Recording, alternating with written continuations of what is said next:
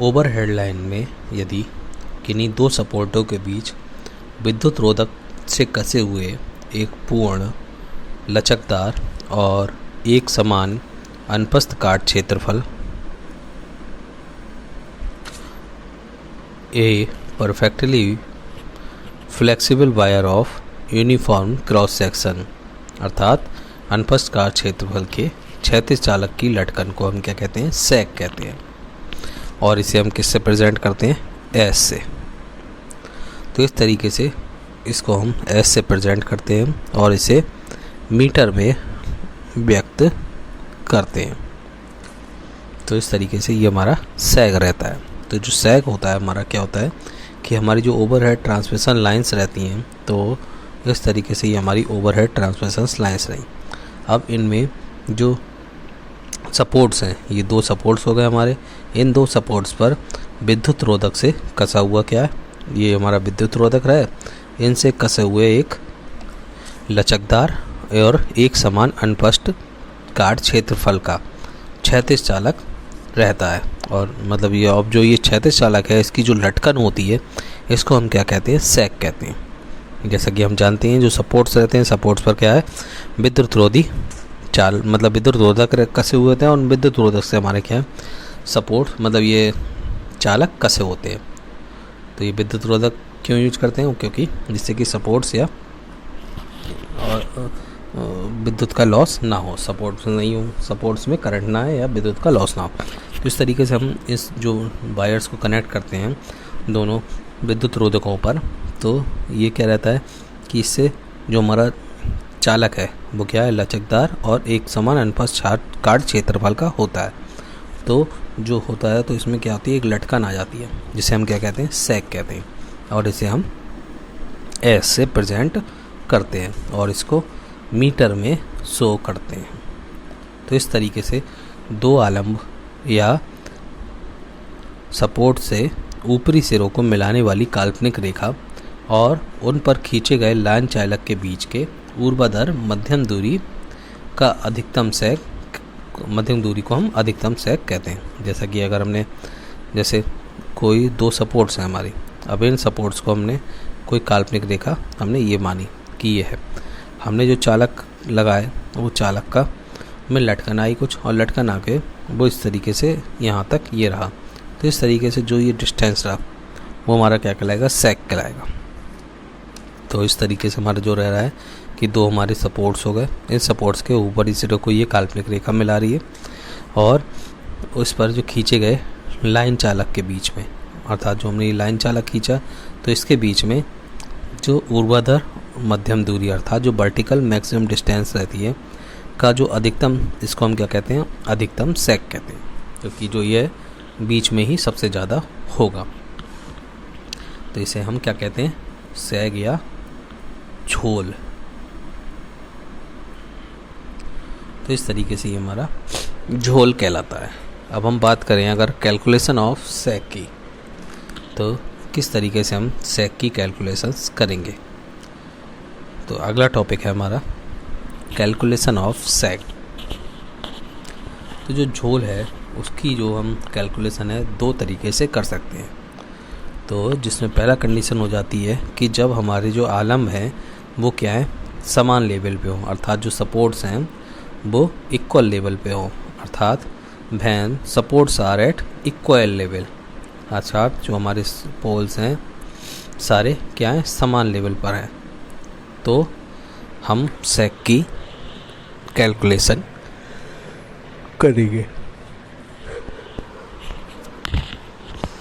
तो हम जैसा कि फिगर में देख रहे हैं, ये हमारा फिगर है किसके लिए, जबकि हमारे जो आलम है वो क्या है, समान लेवल पर स्थित है, अर्थात इक्वल लेवल पर स्थित हैं सपोर्ट्स। तो हम मान रहे हैं कि हमारे दो ए और बी दो समान ऊंचाई के आलम्ब हैं। तो हमारे क्या हो गए, दो समान ऊंचाई के आलम्ब ए और बी रह गए। अब इन जो आलम्ब हैं इनके बीच स्पैन जो है वो एल स्पैन का एक पूर्ण लचकदार एवं समान अनुप्रस्थ काट का एक क्षेत्रफल लटकाया गया। तो ये जो लेंथ स्पेन रहा वो दूरी क्या रही, एल रही। अब इनके बीच में क्या है, इस तरीके से ये चालक को लटकाया गया है, जिसका जो निम्नतम बिंदु है वो क्या है, ओ है। ये हमारा बिंदु है ओ है, जो क्या है स्पेन के मध्य बिंदु पर है। तो जैसा कि जो हमारा स्पेन है इसका मध्य बिंदु क्या है, ये क्या है L/2 होगा, और इस तरफ से भी L/2 होगा, और ये पॉइंट यहाँ पे O की सीध में आएगा। तो इस तरीके से जो ये रहा O की सीध में रहा, जो उनकी न्यूनतम बिंदु हमारा O रहा और स्पेन के मध्य बिंदु पर है। तो इस तरीके से जो चालक में उत्पन्न तनाव बल है वो हमारा क्या है, T है। तो इस तरीके से ये T हमारा इस तरफ को काम कर रहा है, ये हमारा क्या है, तनाव बल है। और चालक के जो प्रति मीटर लंबाई का भार है वो क्या है, हमारा W है, अर्थात जो इसके 1 मीटर में चालक का भार है वो हमारा W है। तो इस तरीके से हम मान लेते हैं कि जो चालक पर एक बिंदु है P, अर्थात जो हमारा चालक है इसमें कहीं पर भी कोई बिंदु हमने P मान लिया, हमने इसे यहाँ मान लिया P, ये हमारा P बिंदु रहा। ठीक, तो जो P बिंदु है इसका हमने निर्देशांक x और y मान लिया। तो इस तरीके से जो हमारा P बिंदु रहा इसका निर्देशांक x और y हो गए, जो कि क्या है, चालक के बिंदुओं O और B के बीच में स्थित है। ये हमारा B है और ये हमारा O है, तो इनके बीच में स्थित है ये। अब जो ये बीच में स्थित है तो इसमें क्या, चालक में तनाव क्या है, एक समान रहता है। तो इस तरीके से O और P के मध्य बिंदु पर 2 बाह्य बल कार्य करेंगे। तो इस तरीके से जो हमारा O और P है इस पे हमारे क्या है, 2 बाह्य बल काम करेंगे। पहला क्या होगा, चालक का भार WX। तो पहला हो गया हमारा चालक का भार WX जो काम कर रहा है, जो क्या है हमारा O पॉइंट है, इससे क्या है x/2 दूरी पर है। ठीक, और दूसरा है बिंदु O पर चालक में तनाव। अभी बिंदु O है, इस पर क्या है हमारा चालक में तनाव बल काम कर रहा है, जिसे हम क्या कह रहे हैं, T कह रहे हैं। तो इस तरीके से ये हमारा फिगर है, इसे हम एक बार फिर से समझेंगे कि जब आलम समान लेव पर स्थित है, अर्थात हमारे 2 आलम A और B हैं जिनके बीच में स्पेन क्या है, L है, और L स्पेन का चालक हमारे इसमें लटका हुआ है। तो इस तरीके से जो लटका हुआ है तो इसमें जो उसका बीच का बिंदु है वो O है, और जिसके जो क्या है हमारे L के बीच में है, अर्थात L/2 पर है। तो इस तरीके से जो हमारा O बिंदु रह रहा है इस पर हमारा तनाव बल T रह रहा है। इसी तरीके से हमने O और B के बीच में कोई पॉइंट P मान लिया जिसके कोऑर्डिनेट्स हमारे x और y हो गए। अब P पर जो है हमारे 2 बल काम करेंगे, एक तो चालक का भार WX नीचे की ओर, और एक तनाव बल जो O है वो बिंदु O पर चालक में तनाव T काम करेगा। तो इस तरीके से ये हमारे 2 बल कार्य करते हैं। ठीक, यदि इस तरीके से कोई कंडीशन है और वायुमंडल की शांत अवस्था में बात करें तो, अर्थात हमारा जो वायुमंडल है वो शांत अवस्था में है, तब अगर यदि हम बात करते हैं तो जो चालक रहता है वो हमारा क्या संतुलित स्थिति में है, और बिंदु P पर कार्य करने वाले दोनों बलों का क्या है, आघूर्ण जो है हमारा वो अगर हम लें तो T/y = WX × x/2, जैसा कि हम यहाँ पे देख रहे हैं। तो क्या है हमारा T ठीक × y, ये हमारा तनाव बल हो गया T/y, और WX × x/2, अर्थात जो यहाँ से इस मिडिल पॉइंट से इसकी दूरी है वो क्या है, x/2 है, तो W × x/2 हुआ, और टोटल दूरी क्या थी P तक की, वो x थी। ठीक, और जो हमारा O पॉइंट है तो P से O पॉइंट की जो दूरी है वो क्या है, हमारी y है। तो T और O पॉइंट से हमारा टेंशन फोर्स काम कर रहा है, वो हमारा क्या है, T है। तो T × y = WX × x/2। तो इस तरीके से हमने इसे यूज किया और यूज करके इसे सॉल्व किया। तो सॉल्व करके क्या आ गया, y = WX²/2t। तो यदि बिंदु P को O पर माना जाए, अर्थात यदि हम बिंदु P को क्या माने, O पर मान लें, तो y = क्या हो जाएगा, S, अर्थात जो हमारा y है वो किसके बराबर हो जाएगा, S के बराबर हो जाएगा, क्योंकि जो हमारी टोटल डिस्टेंस है B से ओ के बीच की वो क्या है हमारी एस है, जैसा कि हमने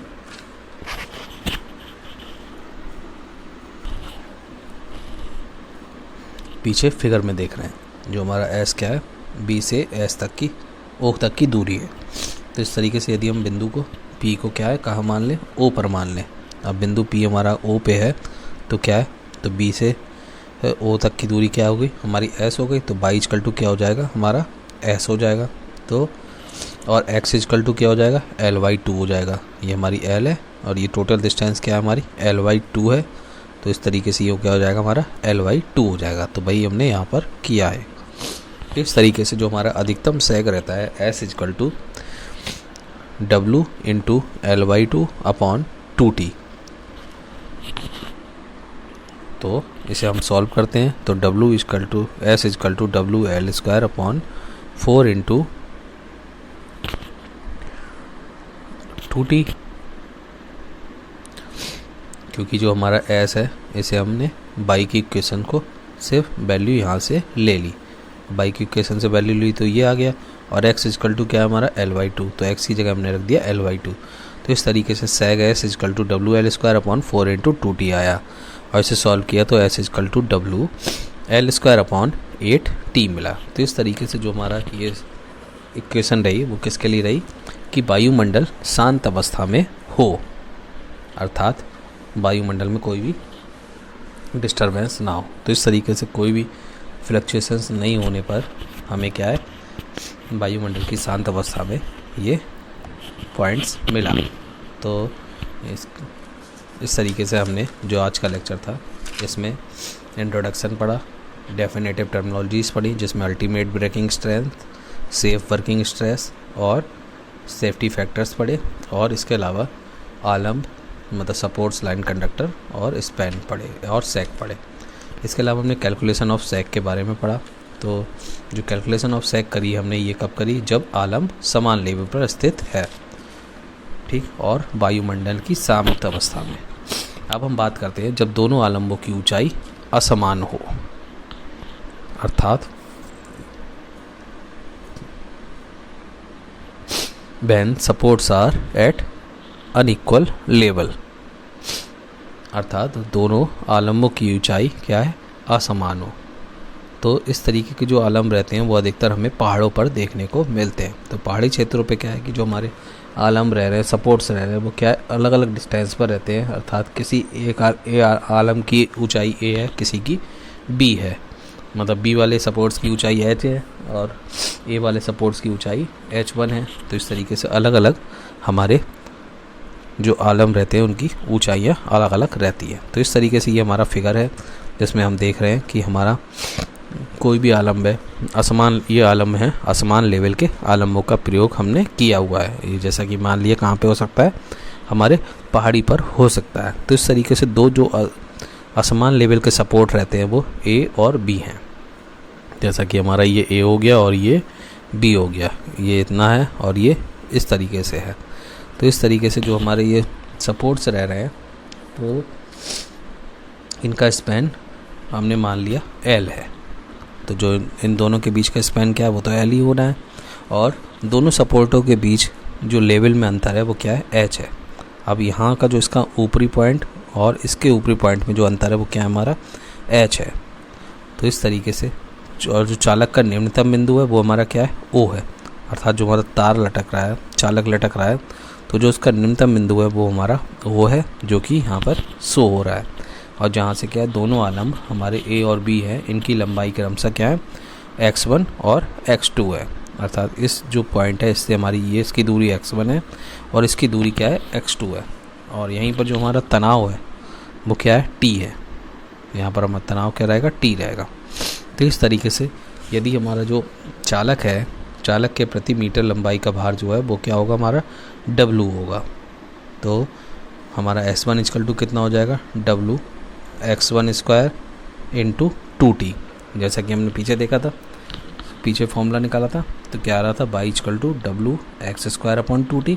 यहाँ क्या आ जाएगा S1 equal to W x square x1 square upon 2t। तो और S2 क्या आ जाएगा हमारा S2 इक्वल टू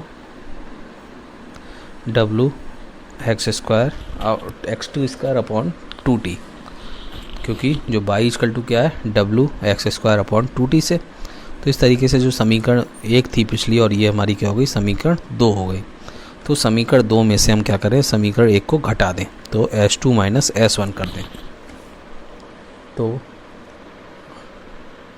इस तरीके से ये हमारे क्या हो गए S1 और S2 हो गए। तो अर्थात जो S1 और S2 है हमारे ये क्या है, ये हमारे A से O पॉइंट जो आ रहा है A सपोर्ट पे, उसमें A से O पॉइंट तक की दूरी है S1, और B से जो ऊंचाई पर स्थित है वहाँ से O पॉइंट तक की दूरी हमारी क्या है S2 है। तो दोनों के लिए हमने S1 और S2 निकाले। इस तरीके से जो हमने दोनों के लिए S1 S2 निकाले तो S1 हमारा क्या आ गया W x1 square upon 2t, क्योंकि इसका भार क्या है वेट तो सेम है W माना है, और x1 ये दूरी रही तो ये x1 स्क्वायर हो गई अपॉन 2t हो गया। और अगर S2 की बात करें तो S2 equal to W x2 square upon 2t, अर्थात जो इसके लिए B पॉइंट से O पॉइंट की दूरी है वो क्या है x2 है, तो W x2 square upon 2t। अब हम क्या करेंगे S2 में से S1 को घटा देंगे। ये हमारी इक्वेशन 1 है, ये हमारी इक्वेशन 2 है। तो 2 में से हमने क्या किया 1 को घटा दिया। जब हम 2 में से 1 को घटा रहे हैं तो इसे हम यहाँ पे ये वैल्यूज़ मिली, इन्हें हमने सॉल्व किया तो WT अपॉन 2T को कॉमन ले लिया और x2 square minus x1 square इसको सॉल्व किया। तो इस तरीके से हमारा ये S2 minus S1 is equal to W2T into x2 plus x1 into x2 minus x1 आ गया। तो S2 minus H1 equal to क्या है H के बराबर है, और x1 plus x2 equal to क्या है हमारा L है। तो इस तरीके से H equal to W upon 2T into L x2 minus x1 हो गया। तो इस तरीके से ये हमारा हो गया x2 minus x1 into 2T upon WL। तो x1 plus x2 equal to L हो गया। तो समीकरण 3 और समीकरण 4 से x1 equal to L upon 2 TH upon WL हो गया, और x2 equal to L upon 2 plus TH upon WL हो गया। तो इस तरीके से ये क्वेश्चंस हो गई जिसमें हमारा x1 x2 का मान ज्ञात करने पर क्या है S1 और S2 का मान आसानी से हम निकाल सकते हैं। तो इस तरीके से ये हमारा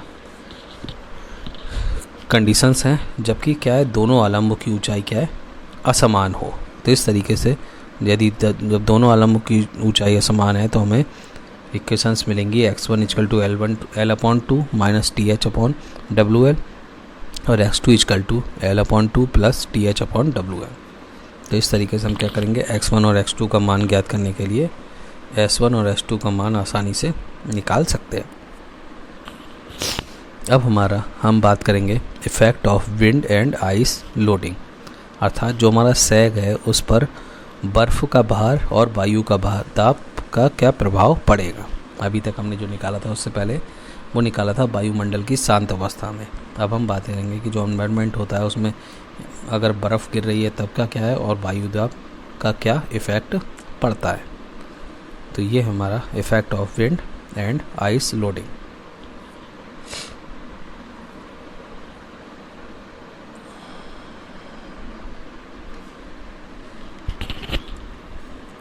तो यहाँ हमारा ये फिगर दिया हुआ है, ये हमारा आइस कोटिंग और विंड का है। तो इस तरीके से जो हमने ऊपर पिछला सूत्र निकाला था तो वो हमारा वायुमंडल की शांत अवस्था के लिए था, और ये हमारा क्या है ताप और दाब सामान्य रहने पर था वो। अब हम बात कर रहे हैं चालक का केवल स्वयं का भार ही वहाँ पर काम कर रहा था, लेकिन वायुमंडल की जो असामान्य स्थिति है जिसमें तेज वायु या बर्फ़ पड़ने के कारण या चालक का परिणामी भार W काम करता है। तो इस तरीके से ये हमारे फिगर दिए हुए हैं जहाँ पे हम देख रहे हैं कि जो आइस कोटिंग की हुई है तो हमारा ये इसका डाया है चालक का, और ये हमारा क्या है टी मोटाई की कोटिंग की हुई है। ये हमारा कोई चालक है तो उस पर विंड का क्या इफेक्ट पड़ता है। इस तरीके से जो चालक है उसका भार W काम करता है। तो हम बात करेंगे चालक के प्रति मीटर का कुल भार। तो इस तरीके से जो चालक के प्रति मीटर का कुल भार रहता है वो टोटल वेट ऑफ कंडक्टर पर मीटर। तो W equal to W plus W1 का square is plus W into W का होल स्क्वायर, जहाँ डब्लू क्या है, किलोग्राम मात्रक में चालक की प्रति मीटर लंबाई का 100 बार, और W1 क्या है, किलोमीटर मात्रक में चालक में प्रति मीटर लंबाई पर जमी हुई बर्फ़ का भार, और W क्या है, किलोमीटर चालक में प्रति लंबाई प्रक्षेपित लगने वाले वायु दाब। तो इस तरीके से जो ऊर्ध्वाधर तल से परिणामी भार के बल की दिशा रह रही है वो क्या रहती है, tan theta equal to W upon W plus WI, और परिणामी जो सेक रहेगा वो क्या रहेगा, S equal to WL square upon 8T, जहाँ पर W इक्वल टू क्या है, W plus W1 square plus W का होल स्क्वायर। तो इस तरीके से ये हमारा चालक के प्रति मीटर का कुल भार अर्थात टोटल वेट ऑफ कंडक्टर पर मीटर।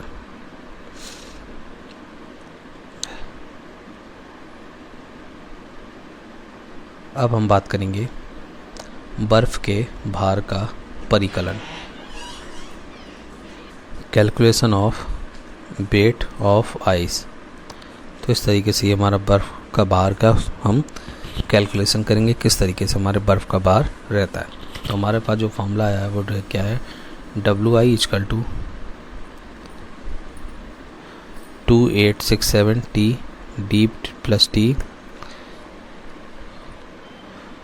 किलोग्राम पर मीटर। तो इस तरीके से ये हमारा कंडक्टर है, कंडक्टर के ऊपर T मोटाई की बर्फ़ की कोटिंग की हुई है। तो यदि हम बात करें बर्फ रहित चालक पर वायु दाब का परिकलन, तो बर्फ रहित चालक पर जो वायु दाब का परिकलन रहेगा वो हमारा क्या रहता है, W equal to 75D kilogram पर मीटर। यदि हम बात करें बर्फ युक्त चालक पर वायु दाब का परिकलन करें, जबकि हमारा क्या है, बर्फ चालक बर्फ से घिरा हुआ रहे, उस पर हम बेंड प्रेशर की बात करें तो वो क्या रहेगा हमारा 75D प्लस 2T। तो इस तरीके से ये हमारे ये फैक्टर है जो calculation of wind pressure without ice coating और बर्फ चालक के लिए अर्थात calculation of wind pressure with ice loading. तो इस तरीके से ये रहे। अब हम बात करते हैं सेक को प्रभावित करने वाले कारक अर्थात फैक्टर्स इफेक्टिंग ऑफ सेक। तो S equal to WL square upon 8T, जहाँ W इक्वल टू क्या है, W प्लस W1 का होल स्क्वायर प्लस W का होल स्क्वायर। तो इस तरीके से सूत्र के अनुसार सेक को प्रभावित करने वाले कारक जो रहते हैं वो हम बात करेंगे अब। तो जो हमारा पहला कारक है वो क्या है, चालक की प्रति एकांक लंबाई का भार।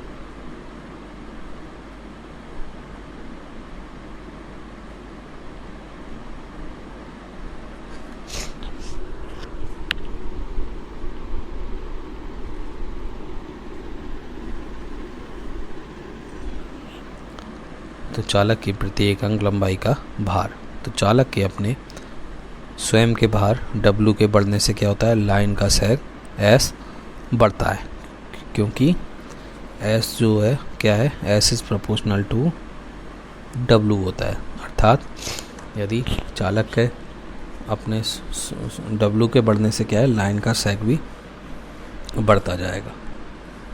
दूसरा है हमारा चालक की प्रति एकांक लंबाई पर जमी हुई बर्फ का भार।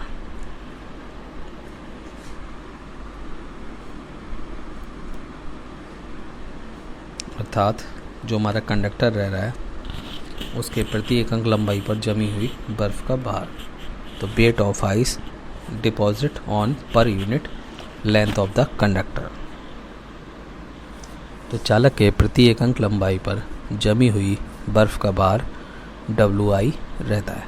तो लाइन चालक के सेक के अनुक्रमानुपाती होता है, अर्थात जैसे कि चालक पर बर्फ़ के भार WI के बढ़ने से लाइन का सेक बढ़ता है, अर्थात S is proportional to WI। तो हमारा क्या है, यहाँ पर जो हमारा चालक पर जो बर्फ़ का भार रहता है WI, उसके बढ़ने से क्या है, लाइन का सेक बढ़ता है। तो इस तरीके से हमारा ये दूसरा पॉइंट हो गया। अब हम बात करते हैं तीसरा, चालक के प्रति एकांक लंबाई में प्रक्षेपित क्षेत्र पर लगने वाले वायु दाब अर्थात wind pressure acting on projected area of per unit length of the conductor. तो चालक की प्रति एकांक लंबाई में प्रक्षेपित क्षेत्रफल लगने वाले वायु दाब लाइन के सेक के अनुक्रमानुपाती होता है। अर्थात जो हमारा S है, S is proportional to W होता है। तो इस तरीके से ये हमारा इसके प्रोपोर्शनल होता है। अगला है हमारा स्पैन ऑफ लाइन या लाइन की विस्तृति। तो लाइन के स्पैन का वर्ग क्या होता है? लाइन के सेक के अनुक्रमानुपाती होता है। अर्थात लाइन स्पैन के बढ़ने से क्या है, सेक अत्यधिक बढ़ता है। ठीक है, S is proportional to L²। अगला है हमारा टेंसाइल फोर्स, तन्य या तनाव बल।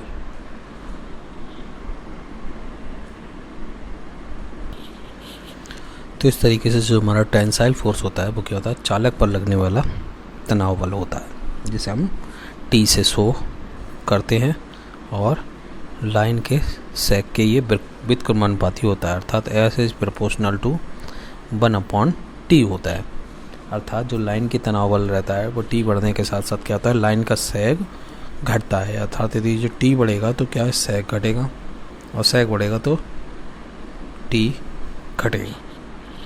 तो इस तरीके से ये क्या है, सेक के लाइन का सेक घटता है। अगला है हमारा टेम्परेचर, ताप। तो लाइन का जो सेक है वो चालक के तापमान के अनुक्रमानुपाती होता है। अर्थात S is proportional to T। तो इस तरीके से जो लाइन का सेक रहता है वो हमारा क्या है, S is proportional to T रहता है, ताप के अनुक्रमानुपाती। अर्थात ताप बढ़ने से क्या है, हमारा सेक का मान भी बढ़ता है, और घटने पर क्या है, सेक का मान घटता है। तो यही कारण रहता है कि जो गर्मी की ऋतु रहती है, ग्रीष्म ऋतु रहती है, तो उसमें लाइन का सेक शरद ऋतु की अपेक्षा क्या होता है, अधिक होता है।